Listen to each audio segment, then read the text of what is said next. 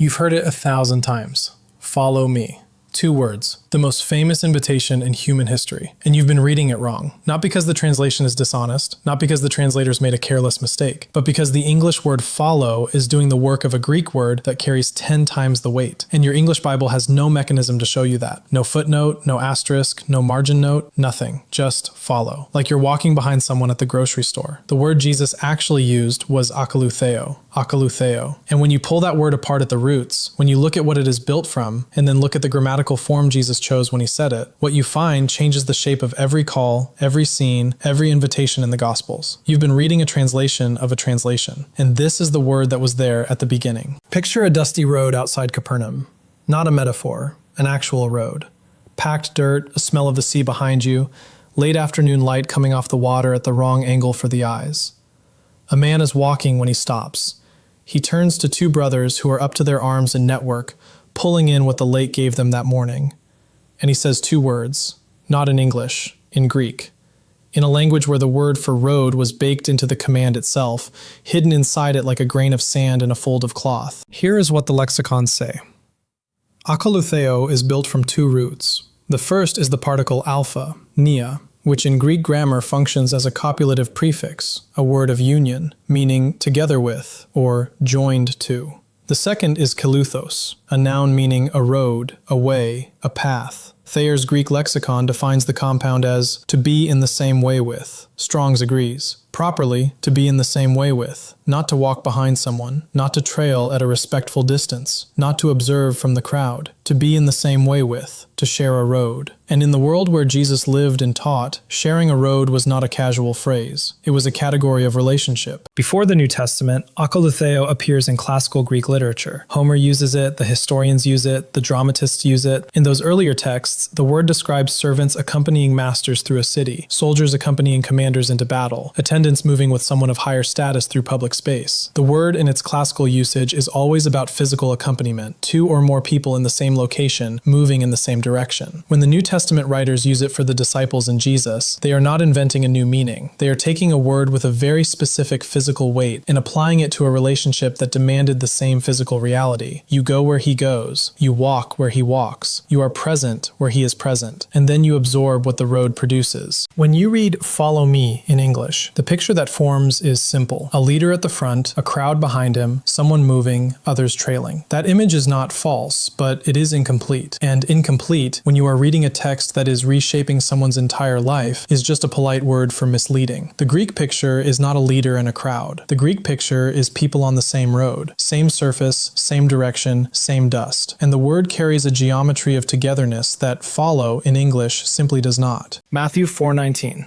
Jesus was walking beside the Sea of Galilee when he saw Simon, called Peter, and Andrew his brother, casting a net into the sea. He said to them, in the Greek text, akoloutheō, and then, I will make you fishers of men. Matthew 4:20 gives the response. Immediately they left their nets and akoloutheō'd him. The text uses 2 verbs, one for what they moved toward, one for what they left. 2 different actions, 2 sides of the same moment. The leaving and the following are not sequential. They are the same event seen from both ends. You cannot enter one road without exiting another. The geometry of roads does not allow for it. I want you to feel what leaving the nets meant. In 1st century Galilee, fishing was not a job you held. It was an inheritance you were born into. The nets likely belonged to the family for generations. The boat belonged to the family. The section of water they worked, the knowledge of when and where the fish ran, the patterns of the lake in different seasons, all of it was family knowledge, passed from father to son the way the nets themselves were mended and passed on. To leave the nets was not a career change. It was a departure from everything that had your name on it. You did not come back from that departure. When Peter and Andrew walked away, they walked away from the only economic identity they had. Matthew 4:22 adds, they also left their father. The text says it simply, they left their father. But there is a second word used for discipleship in the Gospels that sits alongside akoloutheō and sharpens it. Mark 1:17. Same calling scene, different gospel, slightly different language. Come after me, dote opisō mu, and I will make you fishers of men.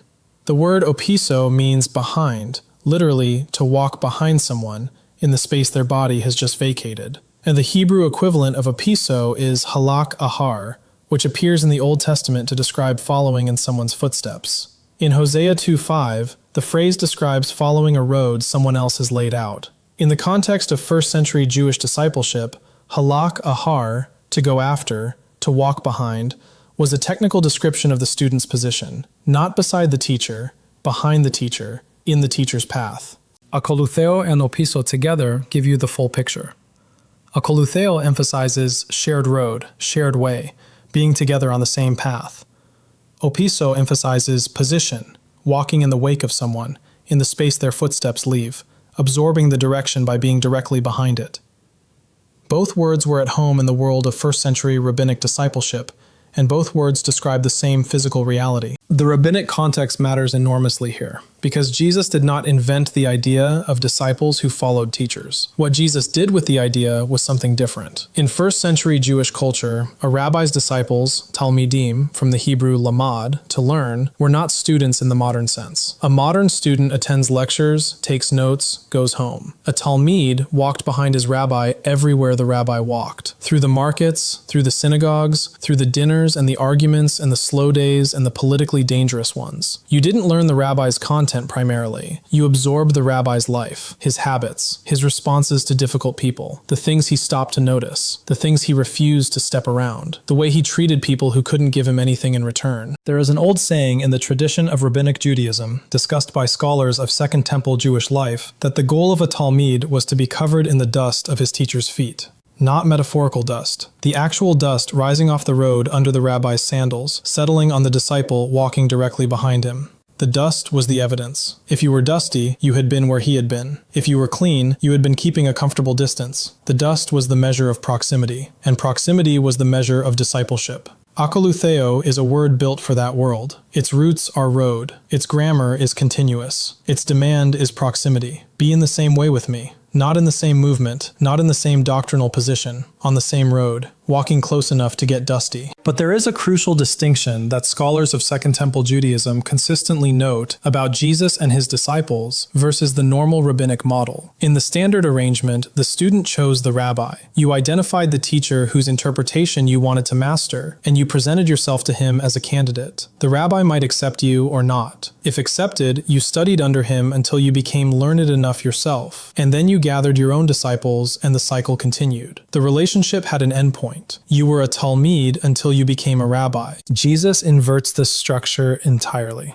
Jesus chooses his disciples, not the other way around. He walks past nets and says, you. He walks past a tax booth and says, you. He does not wait for the qualified candidates to present themselves. And the relationship he initiates is not designed to end when the disciple becomes a teacher. In John 15:16, Jesus says explicitly, "You did not choose me, but I chose you." The choosing is made at the road level, not the classroom level. And the present imperative he uses when he makes it signals that the choice does not have an expiration date. Keep walking my road, not until you are ready to lead your own. Keep walking this one. Matthew 9:9. Jesus passing by saw a man called Matthew sitting at the tax collector's booth. He said to him, "Akoloutheō," and he rose and followed him. Same word, same present imperative, same architecture, a prior life, a two-word invitation, a departure, a road. Tax collectors in first-century Judea were not simply unpopular. They had made a choice, and the choice had already cost them something before Jesus arrived. They worked for the occupying empire. They collected from their own people. They were socially excommunicated from synagogue life, treated as ceremonially unclean, cut off from the community that defined what it meant to be Jewish. Matthew had made that exchange, access and income and Roman protection for everything that came with belonging. When he stood up from the booth, he was walking away from the one identity he had chosen and accepting a road he had not chosen in exchange. Now look at the one person in the Gospels to whom Jesus says the word and who refuses. Mark 10:21, the rich young ruler. He comes to Jesus running, kneels, asks what he must do to inherit eternal life. Jesus goes through the commandments. The man says he has kept them all since childhood. And then, and this detail matters, Mark says Jesus looked at him and loved him and said, "One thing you lack. Go, sell everything you have and give to the poor, and you will have treasure in heaven. And come, akoloutheō, same word, same present imperative, the same invitation to the same road." And the man's face fell, and he went away sad, sad because he had many possessions. The possessions were not an obstacle. The possessions were a road, and he chose to stay on it. The present imperative is the same for him as for Peter. The word does not change. Whether you get on the road is yours. And here I need to be honest with you, because this channel will not give you the romantic version when the accurate version is stronger. Some teachers take akoloutheō and say the word itself means interior transformation, a new way of thinking, a new mind, a new cognitive orientation. There is something real underneath that, but I want to be precise. The Greek word itself is primarily about physical accompaniment and shared direction. Its roots are road. Its classical usage refers to bodies moving in the same direction. The interior transformation that discipleship produces is not housed in the definition of the word. It is housed in what sharing a road with Jesus necessarily produced over time. You cannot walk in the same way with someone for 3 years, through crowds and silence and the wrong side of town and the wrong side of power, without the road rearranging you. The transformation is not the definition of the word. The transformation is the consequence of the definition lived out. And that is actually the stronger claim. You do not change by agreeing with an idea. You change by sustained presence on a specific road. Now the grammar, because this is where the English translation fails you in a way that is quiet and permanent and very difficult to see from inside English. When Jesus says akoloutheō in Matthew 4:19, in Matthew 9:9, in Mark 2:14 with Levi, the verb form is the present imperative. In Greek grammar, the imperative mood issues a command, but the tense of the imperative, whether present or aorist, signals something about the nature of the action being commanded. The aorist imperative describes an action as a completed whole. It says, do this, start it, get it done. One act viewed from outside as a single event. The present imperative does something different. In the imperative mood, Greek tense communicates aspect. What kind of action is being commanded, not when. And the present tense in the imperative signals imperfective aspect. Continuous, ongoing, habitual, sustained. Not start this, keep doing this. Not a single act of crossing a threshold. A posture that does not stop. Greek grammarians are consistent on this. The present imperative marks ongoing process, habitual reality, sustained direction. Paul uses it in Ephesians 5:18 when he commands believers to be filled with the Spirit. Same mood, same aspect. Not a one-time filling, a sustained orientation. Keep being filled. Maintain this. This is the posture of the whole life. When Jesus uses the present imperative to call disciples, he is not inviting a decision. He is naming a direction, and directions do not end. Here is the contrast Greek carries in a single verb that English cannot.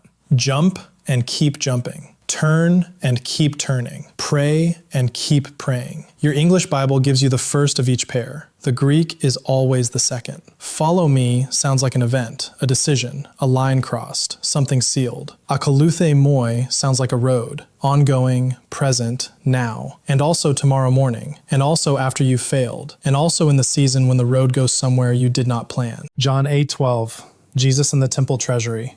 I am the light of the world. The one who keeps walking my road, akoloutheō me, will never walk in darkness, but will have the light of life. Present participle, continuous, not the person who once decided, not the person who crossed the threshold at some point, the person who keeps walking. The light belongs to the road, not to the moment you stepped onto it. You get light because you are on the road. That is what the road provides, as long as you remain in the same way with the one walking it. But the passage that breaks everything open is at the very end of John's Gospel. John 21, after the resurrection, after the 3 denials by the charcoal fire in the courtyard. The Greek word for charcoal fire is anthrakia. It appears in John 18:18 when Peter stands warming himself while Jesus is being questioned inside. It appears again in John 21:9 when the disciples come to shore and see Jesus has a charcoal fire already going. Same Greek word, same kind of fire, same smell. Peter is back at the same kind of moment, and Jesus asks 3 times whether Peter loves him. 3 questions, answered 3 times, echoing the 3 denials. 3 commissions, tend my lambs, shepherd my sheep, feed my sheep. And then Jesus speaks directly about where the road leads for Peter. He tells him plainly that someone will take him where he does not want to go. He says this, signifying the death by which Peter would glorify God. And then, John 21:19, having said this, he said to him, akoloutheō. Same word, same present imperative, same grammar as on the road at Capernaum when the nets were still in Peter's hands. The same invitation to the same road, to this Peter, who had run, who had stood by a fire and said 3 times he did not know the man. Jesus does not say start over, does not say here are your new conditions, does not say prove yourself first. He says the word that was always there. The present imperative has not expired. The road is still here.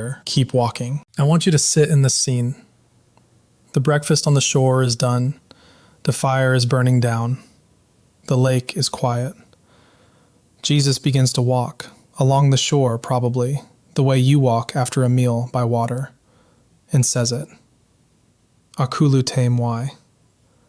And the text says Peter did. And Peter turned and saw the beloved disciple following too. 3 people, same road, same 2 words as always, and a road that had simply been waiting for everyone to come back to it. That is the picture. That is the church. Not people who never left the road, people who came back to it. So what does this do to you practically? You have heard "follow me" as an invitation to belief, and belief is in there. But belief in first-century Jewish discipleship was never a purely mental event. It was a posture, a direction. You demonstrated what you believed by which road you chose, repeatedly, every morning, for the rest of your life. Here's the first question worth sitting with, actually sitting with, not reading past. Whose road are you on right now? Not whose ideas do you agree with. Whose road? What determines where you go next, what you stop to notice, what you walk past, what you put down? The rabbi shapes the disciple by the road the rabbi walks, not by lectures, by the specific ground he covers, the specific people he stops for, the specific things he refuses to pretend he didn't see. You can hear someone's ideas from a distance. You cannot share a road from a distance. Akoloutheō is not akoloutheō, not hear me. Be in the same way with me.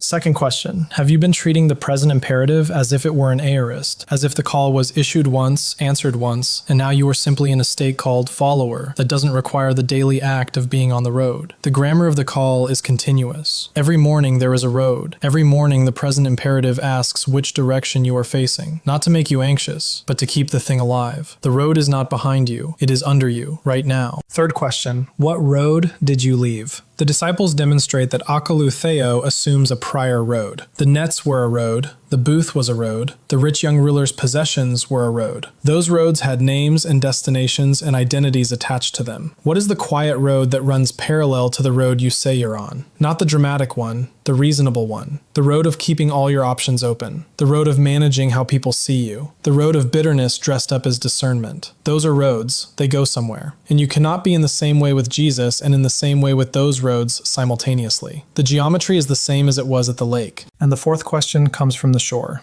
Are you standing there after the failure, by the charcoal fire of your own denial, at the same kind of moment, knowing what you said when it was dangerous to say something different? The word from the shore is the same word as from the beginning. The present imperative has not expired. The road is still here. The only thing John 21 adds to Matthew 4 is this: you now know more about where the road goes. Peter knew. He had just been told directly, and he akoloutheō'd anyway. Tell me in the comments what road you had to leave, or what road you are sitting at right now deciding. Those specific stories are what the word was built to carry. Every net put down, every booth stood up from, every road abandoned to get on this one. That is evidence that the word is still doing what it was always doing. If this kind of study is what you want more of, stay on this road with us. Because next week we are going into the Hebrew word kavod, usually translated glory in your English Bible, as in give glory to God. A word that appears in the doxologies and the hymns and the Sunday mornings of your whole life.